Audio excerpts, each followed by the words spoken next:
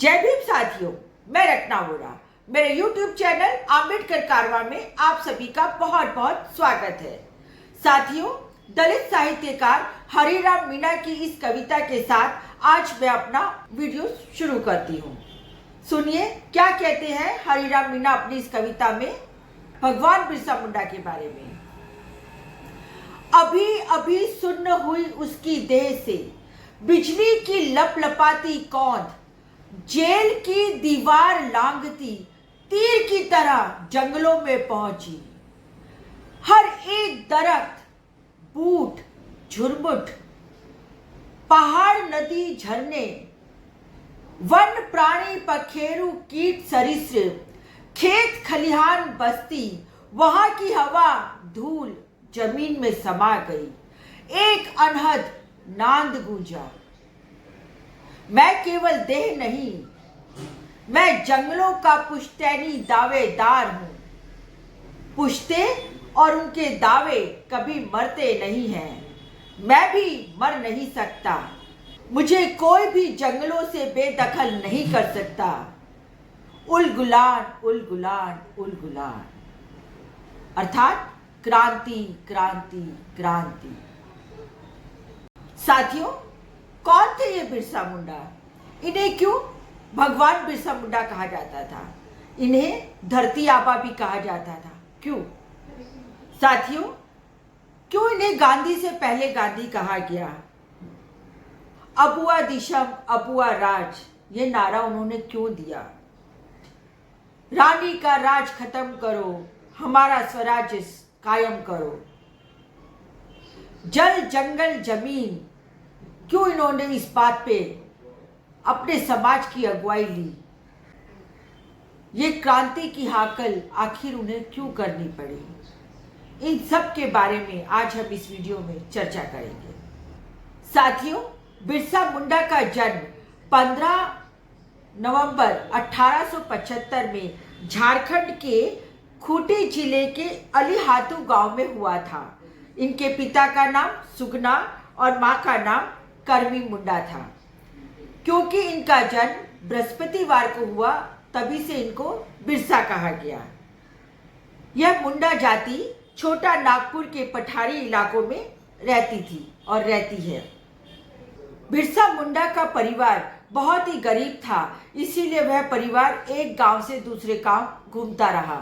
साथियों, बचपन में बिरसा को उनके मामा के यहाँ आयु बहातू भेज दिया गया और वहीं पर उनकी प्रारंभिक शिक्षा हुई। उसके बाद उनकी छोटी मौसी की शादी होने से वह अपनी मासी के साथ ही खटंगा चले गए और वहां पर उनकी चाईबासा में जर्मनी मिशन स्कूल में 1886 में उनकी शिक्षा आगे बढ़ी। साथियों, क्योंकि ये एक मिशनरी स्कूल था, इसीलिए वहां पर क्रिश्चियन धर्म के बारे में उपदेश दिए जाते थे और क्रिश्चियन मिशनरियां उन दिनों वहां बहुत सक्रिय थी। बिरसा मुंडा का परिवार क्रिश्चियन हो चुका था और स्कूल में पढ़ते हुए बिरसा मुंडा भी क्रिश्चियन बन चुके थे। साथियों, 1882 में अंग्रेजों ने इंडियन फॉरेस्ट एक्ट पास किया और इस एक्ट के अनुसार जो आदिवासियों की जमीन थी वह जमीन उन्होंने जमींदारों को बांट दी, महाजनों को बांट दी और दलालों को बांट दी। और उस वजह से जो वहां के मूल आदिवासी थे वह जमीन से बेदखल कर दिए गए, उनसे उनकी जमीन छीन ली गई। उन्हीं की जमीन पर उनसे मजदूरी कराई जाती। बैलों की जगह इंसानों को मतलब आदिवासियों को जोता जाता, उनकी कोड़ों से पिटाई करती, उसके बावजूद भी उनसे भी लगान वसूल किया जाता। और उन दिनों अंग्रेजों का जमींदारों के साथ मिलकर शोषण इतना ज्यादा बढ़ गया था कि पूरा का पूरा आदिवासी समाज समझ नहीं पा रहा था अब क्या करे, कहाँ जाए।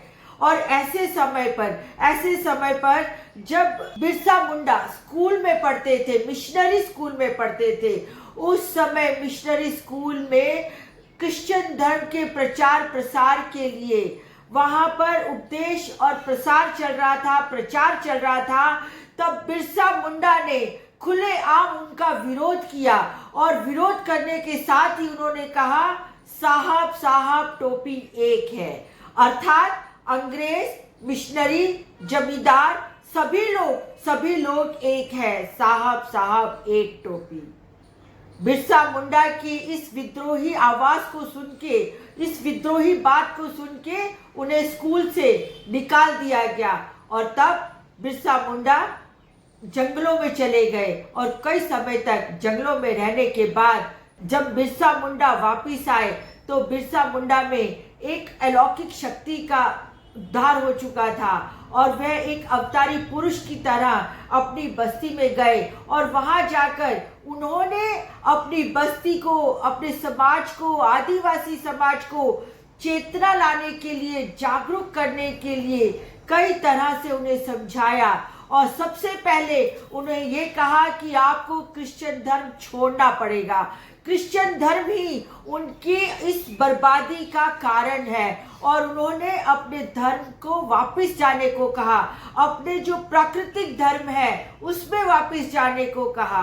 और इस तरीके से जो बिरसा मुंडा थे वह एक तरह से धर्म गुरु बन गए। उनके कई सारे अनुयायी उनके साथ जुड़ते चले गए और कहते हैं कि उन्हीं दिनों बिरसा मुंडा एक चिकित्सक के रूप में भी सामने आए। कहते हैं कि वे जिसको भी छू लेते तो कोई भी बीमार व्यक्ति होता तो वो ठीक हो जाता। कई बार उन्होंने उस समय चेचक के मरीज का भी इलाज किया। तो इस तरीके से बिरसा मुंडा धर्म गुरु बने, उसके बाद बिरसा मुंडा चिकित्सक बने और फिर उसके बाद बिरसा मुंडा ने अपने समाज की, आदिवासी समाज की अगुवाई करके उनको एक मुकाम पे पहुंचाने और शोषण से दूर और अलग करने के लिए और अत्याचार खत्म करने के लिए उन्होंने अंग्रेजों के सामने संघर्ष की लड़ाई लड़ी। उन्होंने अपनी सेना बनाई, तीर, कमान, भाले, बर्छे, इस तरह के उन्होंने औजार तैयार किए और वह अपने लोगों से कहा करते थे कि आपको अंग्रेजों का झंडा चाहिए या फिर हम आदिवासियों का सफेद झंडा चाहिए। तो इस तरह से जैसे जैसे अनुयायी उनके बढ़ते गए वह अंग्रेजों के झंडे उखाड़ते गए और अपने सफेद झंडे लगाते गए। साथियों, अब बिरसा मुंडा जननायक बन गए थे, महानायक बन गए थे। जब भी वो हाकल करते हजारों की तादाद में मुंडा समाज के, आदिवासी समाज के सभी लोग उनके साथ जुड़ने लग गए और इस वजह से अंग्रेजों के बीच बौखलाहट शुरू हो गई। और इतिहास में दर्ज है कि जल, जंगल, जमीन पाने के लिए उन्होंने अंग्रेजों के खिलाफ आंदोलन किए। 2 साल की सजा सुनवाई गई और अंग्रेजी हुकूमत के खिलाफ लोगों को भड़काने का काम कर रही है, इस तरह की तोहमत लगाए गए। 1897 में बिरसा मुंडा ने अपने 400 साथियों के साथ खूंटी थाने पे हमला किया और इस तरीके से अंग्रेजों को उन्होंने खदेड़ दिया। इसके बाद 1898 में तांगा नदी के किनारे उन्होंने अंग्रेजों के खिलाफ लड़ाई लड़ी और अंग्रेजों को हरा दिया और इस तरीके से पूरे इलाके में बिरसा मुंडा का एक खौफ खड़ा हो गया अंग्रेजों, जमींदारों और महाजनों के दिमाग में। साथियों, सन 1900 में डोमबाड़ी पहाड़ी पे बिरसा मुंडा अपने अनुयायियों को, अपने साथियों को हाकल कर रहे थे। तब अंग्रेजों ने चारों तरफ से पहाड़ी को घेर लिया और अंग्रेजों ने अपनी बंदूकों से निहत्ते, जहां उसमें बहुत सारे बच्चे और महिलाएं भी थी, उन पे निहत्ते गोलियां चलाई। यह एक जलियांवाला बाग से पहले का एक जलियांवाला था और इस तरीके से काफी सैकड़ों लोग वहां पे मारे गए, कई लाशें बिछ गई, परंतु किसी तरीके से बिरसा मुंडा वहां से भाग निकले और वह चक्रधर की चौकोपाई जंगल में पहुंच गए और किसी तरीके से बिरसा मुंडा वहां से भाग निकले और उसके बाद उन्होंने गुरिल्ला पद्धति से अंग्रेजों के ऊपर आक्रमण करने शुरू कर दिए। परंतु तब अंग्रेजों ने बिरसा मुंडा को पकड़ने के लिए 500 रुपए का इनाम जाहिर किया और क्योंकि 500 रुपए का इनाम जाहिर किया गया, इस वजह से 3 फरवरी 1900 के दिन बिरसा मुंडा के ही कुछ साथियों ने पुलिस को उनकी खबर देके पकड़वा दिया और इस तरीके से बिरसा मुंडा को जेल हुई, रांची की जेल, सेंट्रल जेल में उन्हें भेजा गया। साथियों, 9 जून 1900 के दिन बिरसा मुंडा ने अपनी आखिरी सांस ली। कहा जाता है जो सरकारी रिकॉर्ड अंग्रेजों के हैं वह कहते हैं कि बिरसा मुंडा को हैजा हो गया था और खून की उल्टी हुई और उनकी मृत्यु हो गई। परंतु जो साहित्यकार हैं, जो इतिहासकार हैं, वह मानते हैं कि बिरसा मुंडा को जहर दे के अंग्रेजों ने मार दिया। साथियों, इस तरीके से महज 25 साल की उम्र में बिरसा मुंडा भगवान बिरसा मुंडा बन गए, धरती आबा बन गए। साथियों, बिरसा मुंडा को आज महानायक, जननायक के रूप में जाना जाता है। केवल 25 साल की उम्र में ही बिरसा मुंडा ने अंग्रेजों के सामने उनके जुल्म, शोषण और अत्याचार के खिलाफ बिगुल बजाया और उनके दांत खट्टे कर दिए। और बिरसा मुंडा इतनी छोटी सी उम्र, 25 साल की उम्र में ही इस दुनिया से विदाई लेते हैं। परंतु विदाई लेने से पहले बिरसा भगवान बिरसा मुंडा बन जाते हैं, बिरसा धरती आबा बन जाते हैं। इनकी 25 फीट की आदमकद प्रतिमा रांची के सर्कुलर रोड पर स्थित भगवान बिरसा मुंडा उद्यान में लगाई गई है। हाल ही में 15 नवंबर 2023 के दिन इनकी एक और प्रतिमा संसद में स्थापित की गई है और इससे पहले इनका तेल चित्र पुरानी संसद के संग्रहालय में भी रखा गया है। साथियों, 1940 में इनका लेखा चित्र झारखंड के सामगढ़ में कांग्रेस के राष्ट्रीय अधिवेशन में प्रकाशित एक स्मारिका में यह चित्र G.S. सुधा के लेख के साथ प्रकाशित किया गया है। और 15 नवंबर 2000 के दिन झारखंड को इनके जन्म दिवस के उपलक्ष्य में ही एक अलग राज्य का दर्जा दिया गया है। इस तरह बिरसा मुंडा को आज भी हम सभी शत शत प्रणाम करते हुए उनको कोटि कोटि नमन करते हैं। परंतु बहुत दुख के साथ कहना पड़ता है कि बिरसा मुंडा जो आदिवासी समाज के थे, आदिवासी मतलब कि मूल निवासी थे, इन मूल निवासियों को ये जो आरएसएस है, जो मनुवादी संस्था है, जो फांसीवादी संस्था है, वनवासी के नाम से पहचानती है। इन्हें वनवासी का दर्जा दिया है। अर्थात ये आरएसएस वाले लोग कभी नहीं चाहते कि जो मूल निवासी है, जो आदिवासी है, वो मेन स्ट्रीम के साथ जुड़े। उन्हें जंगलों में ही रहने दिया जाना चाहते हैं। वे चाहते हैं कि इनका ना तो कभी विकास हो, ना ही कभी ये आगे आए और मेन स्ट्रीम के साथ जुड़े।